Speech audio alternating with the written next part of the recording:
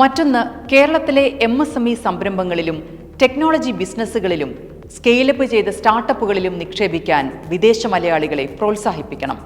ആഹ്വാനം പോരാ, പ്രേരിപ്പിക്കണം. കാരണം കേരളത്തിൻ്റെ ഏറ്റവും വലിയ സമ്പത്ത് കല്ലോ സ്വർണമോ പെട്രോളോ അല്ല, മലയാളിയാണ്, മനുഷ്യവിഭവശേഷിയാണ്. കേരളത്തിൻ്റെ എണ്ണപ്പാടമാണത്.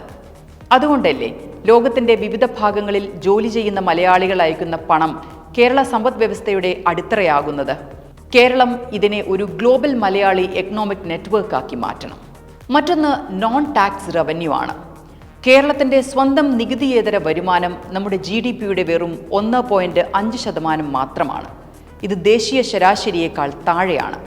നമ്മുടെ പല സർക്കാർ സേവനങ്ങളുടെയും ഫീസുകൾ പതിറ്റാണ്ടുകൾ പഴക്കമുള്ളതാണ്. CDS റിപ്പോർട്ട് നിർദ്ദേശിക്കുന്നത് പോലെ സർക്കാർ നൽകുന്ന സേവനങ്ങളുടെ ഫീസുകൾ, യൂണിവേഴ്സിറ്റി ട്യൂഷൻ ഫീസുകൾ, കോർപ്പറേഷൻ സേവനങ്ങൾ എന്നിവ ഇൻഫ്ലേഷൻ ഇൻഡെക്സിംഗ് ചെയ്യണം.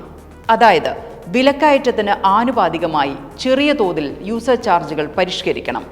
ട്രാഫിക് നിയമലംഘനങ്ങൾക്കുള്ള പിഴകൾ പൂർണ്ണമായും ഡിജിറ്റലൈസ് ചെയ്ത് പക്ഷപാതം നോക്കാതെ ഈടാക്കിയാൽ മാത്രം എത്ര കോടി ഖജനാവിലെത്തുമെന്ന വിചാരം?